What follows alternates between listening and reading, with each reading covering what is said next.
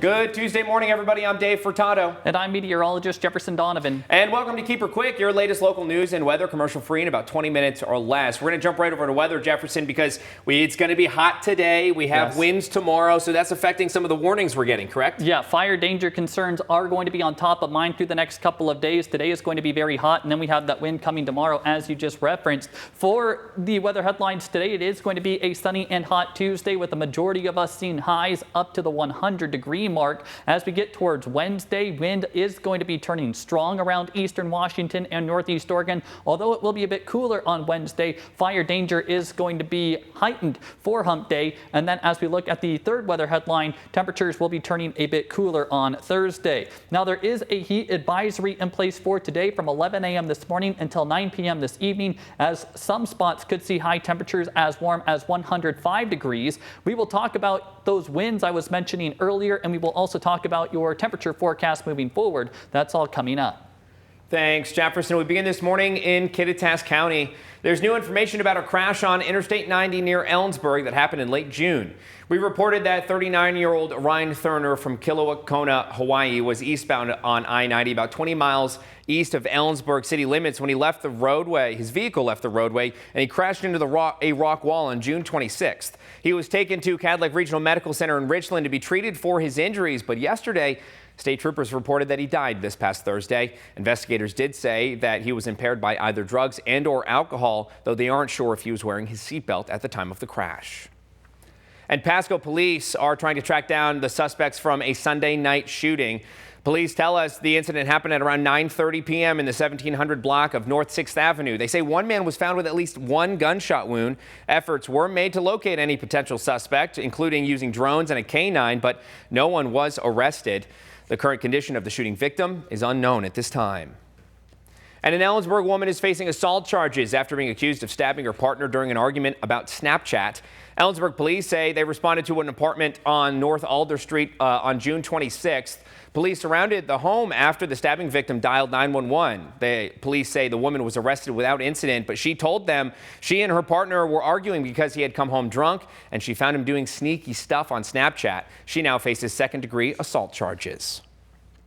And Kennewick police are hoping you can help them identify an armed robbery suspect. Take a look at these surveillance images. Investigators with Kennewick police say this man is responsible for a robbery at the Circle K at Canal Drive and Edison Street. The robbery took place on June 3rd. If you recognize this man, reach out to the Kennewick Police Department via their non-emergency line.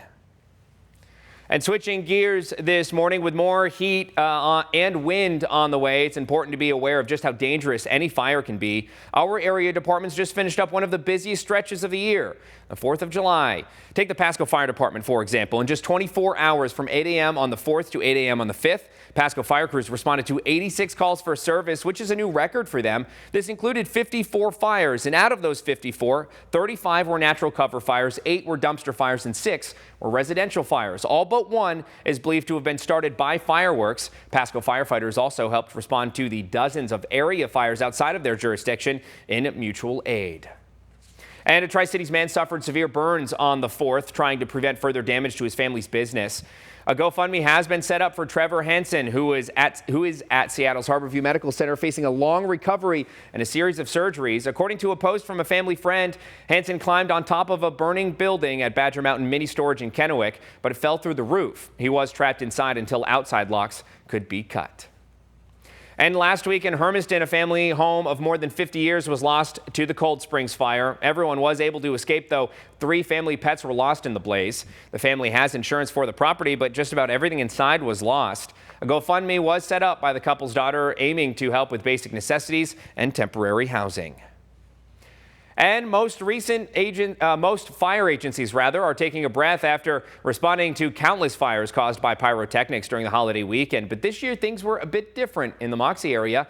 KIMA's John Franklin tells us why.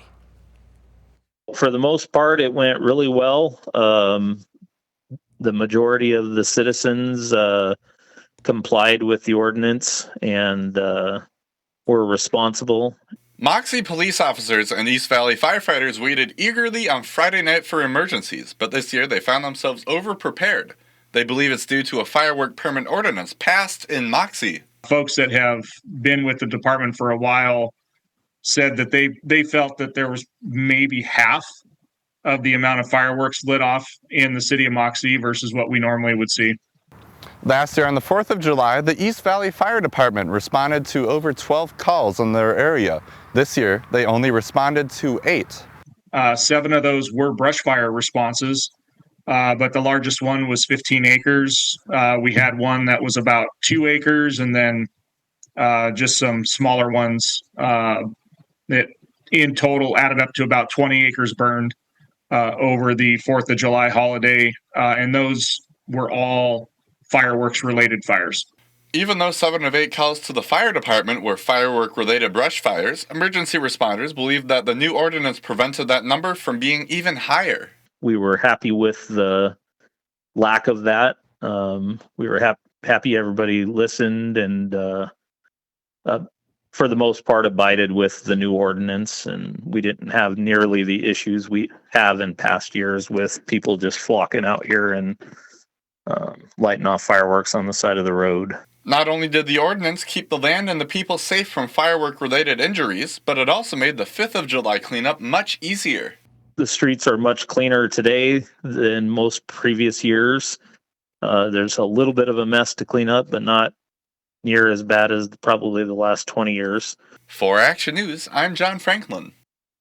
Now, we reached out to Moxee City leaders for comment on how the ordinance worked, but they told us they're still working on compiling all of the data. John Franklin, thank you. And with that, we're going to jump right over to meteorologist Jefferson Donovan to talk the weather here, because while we are taking a sigh of or a breath of relaxation, if you will, a lot of fire folks are doing that as you know, the fires have subsided, but we still have fire weather danger coming our way. Yes. We have the high temps and winds to tomorrow? That's right. Hot temperatures today and strong wind tomorrow. Never a good recipe when it does come to that fire danger, even though we have now made it through the 4th of July holiday. Now, high temperatures today are going to be very hot around eastern Washington and northeast Oregon. A vast majority of us, if not almost all of us, will be looking at temperatures into the 100s. Highs today for the Tri-Cities will be closing in on 105 degrees. Temperatures will reach the 100s today for the Yakima Valley. Just a smidge cooler in the mid to upper 90s today in the Kittitas Valley, with daytime highs into the upper 90s to low 100s for the Blue Mountain foothills, as absolutely everybody does see sunshine overhead on this Tuesday. But now let's talk about those winds that Dave was just referencing. As we go, especially into tomorrow, wind is going to be turning strong around the forecast area.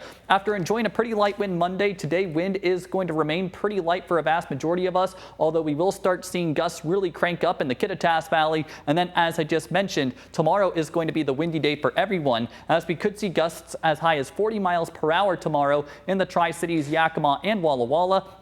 In the Pendleton area on Wednesday, we could see gusts up to 50 miles per hour with 55 mile per hour wind gusts tomorrow in the Kittitas Valley. There are a number of fire weather alerts that have been posted because of the hot, dry, and breezy conditions. In that pinkish color, that is where we have red flag warnings. Red flag warnings today actually go into effect at 1 p.m. this afternoon and continue through 8 p.m. on Wednesday. And that tan color, we do have a fire weather watch that goes into effect at 11 a.m. tomorrow morning and goes until 10 p.m. on Wednesday. It doesn't matter if you are in a fire weather watch or red flag warning. Just be aware that fire danger is going to be heightened, especially tomorrow with those strong winds. So please, please, please practice that fire safety and stay fire aware. Now, as we take a look at your haze and smoke forecast, there are a couple of large fires burning in the state of Washington right now, one in Chelan County and then one in the Olympic Peninsula. Both of these fires are producing copious amounts of smoke. So as we go throughout the course of today, and even as we go through the day on Wednesday, don't be too surprised if you do see some haze and smoke in the sky. And in fact, until these fires are suppressed, haze and smoke concerns may linger. Now let's just talk about the next 2 days after today. So as we go into Wednesday and Thursday, we've already talked about all of that wind on Wednesday. The good news is temperatures are going to be backing off on Wednesday. Many of us seen high temperatures peak in the 80s, although low to mid 90s are still going to be possible on Wednesday for Walla Walla and the Tri-Cities. By the time we get to Thursday, sunshine is going to be seen by everyone. Wind is going to come down across the forecast area, and temperatures on Thursday are only going to be peaking in the 80s. So I think all of us are going to welcome this minor cool down as we go through Wednesday and Thursday, as opposed to the triple digits that we will endure today. For right now, I'm going to throw it back over to Dave. Thanks, Jefferson. More than 30 Yakima residents braved triple-digit heat last Tuesday to protest outside Congressman Dan Newhouse's office. Their message, vote no on the big, beautiful bill. While supporters say it brings long-awaited tax relief, some in Yakima fear it will harm health care, clean energy, and working families. But it just days later, the bill was signed into law. KIMA's Anissa Williams has more from the protesters. I was hoping that he would hear that we care. We want him to respond. He's elected to represent us, and I don't feel like he is. I feel like he's hiding in Washington, D.C., acquiescing to the Republican pressure, and that he doesn't really care what's happening here in Central Washington. He had a last-ditch opportunity to do what was right for Central Washington, and we wanted him to hear that. We wanted him to see that, and I have no idea if he did, but that was the point. From the women's marches, civil rights, all of that, people being in the streets and protesting, Vietnam. I'm stunned that I'm doing this again. I thought that was back in my youth. I thought we settled some things, but apparently not. Many of the folks that we are ministering to are receiving help with food stamps and are on Medicaid and are struggling in poverty, and this bill would dramatically affect those folks. High schoolers Lizbeth Frutos and Preston Tucker were at the protest. For Lizbeth, whose family depends on Medicaid, the issue is personal. She immigrated to the U.S. at age 7 and says the bill's immigration enforcement funding has caused fear in her community. My mom's always telling me, hey, make sure you're carrying your ID. And I'm like, I'm a U.S. citizen, but she's like, we've seen the news about people getting kidnapped off the streets and getting shipped off to El Salvador prisons that will get them killed. And it's just honestly saddening to my community. Both teens say the experience of protesting, despite the heat, gave them a sense of power, even if they can't vote yet. We are the next generation that votes him in to office, and that I don't think a lot of us are afraid to vote for somebody else when they don't vote in our interests, especially when so many people in his district rely on both Medicaid and SNAPs and need less taxes instead of more taxes. I think he needs to know that we are the next generation to vote him in, and we can take his power away very, very quickly. KIMA's Anissa Williams, thank you. And the bill is now law, but protesters say they won't give up their efforts. We did reach out to Congressman Newhouse for his response, but have yet to hear back. And zooming out, with the big, beautiful bill now signed into law, healthcare leaders are suggesting it will prompt big changes in Washington state. Medicaid disbursements will be impacted by the bill signing, and rural hospitals are already suggesting it will force closures and cuts, affecting not just people on Medicaid. KOMO senior reporter Chris Daniels tells us more. They're caring. They care about what they're doing. Outside the Mason Clinic, Rick Tafoya leans against a building he says has propped him up for decades. I always had good luck here when I needed their assistance. Tafoya says he's been watching the news closely, as have hospital leaders. The challenge and the difficulty of being able to remain open definitely is going to rise quite a bit. Eric Moll is Mason Health CEO and says he estimates 5,000 full-time patients will lose Medicaid coverage and reimbursements, but that the bill won't fully kick in for 2 years, likely allowing the small, publicly owned hospital time to plan to avoid closure. We've been able to do the analysis. We think that we can continue to operate, but there's certain service lines like obstetric care that are most vulnerable because those are disproportionately high Medicaid service lines. The Washington State Hospital Association argues the change will strain smaller hospitals already with cash flow concerns. The state's Republican Party chair counters the bill will focus service on those most in need. The problem in Washington State has been we've been extended Apple Health, Medicaid to so many people, but the pool of money available has stayed fairly consistent. Kind of get upset with it a little bit and know that there's not a whole lot I can do but vote and raise opinions. Tafoya is also of the opinion that he'd like his health care to remain in place. Like I said, I'm grateful for this place and hope that it'll be available for me for the rest of my life. Again, a lot to be determined here, but at least some assurances today from the Mason Health CEO that there will not be immediate changes overnight as a result of the Medicaid changes by the federal government. That's the story here in Shelton. I'm Chris Daniels, KOMO News. And a little bit closer to home, a recent study is helping the Washington State Department of Agriculture better address food insecurity. The study was held all last month with a focus on one of their programs called Farm Food Pantry, aiming to raise nutritional awareness and find ways to give folks more access to fresh produce. Challenges that were found in the study include fruits and vegetables being too expensive, reliance on food pantries for those fresh produce items, and difficulties traveling to get to those food pantries. Just finding there's so much value in listening to the people who receive this food. And, you know, at the end of the day, these programs are for these people, and we want them to work for the communities that they're intending to serve. Now, the initiatives the Department of Agriculture are working on include expanding food purchasing guidelines for local farmers during the cold months, ensuring food banks receive more nutritious produce, and providing transportation to these local food banks. Construction on Yakima's new water and wastewater systems is shifting to the south central area due to higher than expected groundwater in the northeast. 10th Avenue from Meade to Spokane Street is open to local traffic only, with the work expected to continue into August. The project will return to the northeast this fall and is set for completion in February of next year. Local access will be maintained throughout with advance notice given for any temporary water outages. More information can be found up on our website, KIMATV.com. And a traffic alert in Richland to let some folks know about the road projects there that could affect your commute. Some slurry seal and microsurfacing projects are set to take place over the next 2 weeks, starting today on roads north of Van Giesen Street and around the Horn Rapids area. City leaders tell us while the work will help preserve the pavement for the long term, the work will get done faster if folks follow directions. The biggest things are make sure you get your vehicles off the road and make sure not to drive on it before it is set. We'll keep the road closed up until the point that it is safe to go on. We don't want to cause any issues with any people's cars. We don't want anyone walking on it. It's not safe to walk on.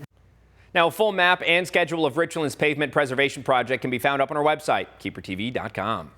And leaders with Richland Parks and Recreation Commission are considering a proposal that would close parks earlier in the evenings. Currently, all parks are open from 5 a.m. to 11 p.m. in Richland, but the commission is suggesting they close at 10 p.m. City leaders say the move would help reduce ongoing problems in the parks late at night. One of the biggest things that we experience is just vandalism. That's really one of the primary concerns we have, is that late at night park assets and amenities get vandalized. But in addition to that, we do have a lot of parks tucked into neighborhoods. And so when people are congregating in the park late at night, between 10 and 11, if they're playing loud music, that can also be really disturbing and disruptive to the community members. Now, the proposal is still in the early stages, and even if council members approve it, it wouldn't take effect until later this summer. And finally, Visit Tri-Cities is launching their Excellence in Service Award program to recognize local businesses. The award is to recognize local tourism-related businesses that have provided excellent services to their visitors. The program has been running for over a decade now in partnership with Battelle. Leaders say this is a great way to promote your business. I think it's a wonderful program. It's been going on for a really long time.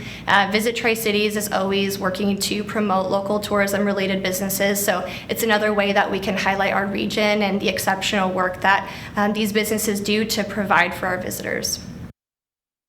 Now, what makes this year's application different is it's now open and extended until September 30th. Winners will be announced December 3rd. For more information, you can visit our website, KEPRTV.com.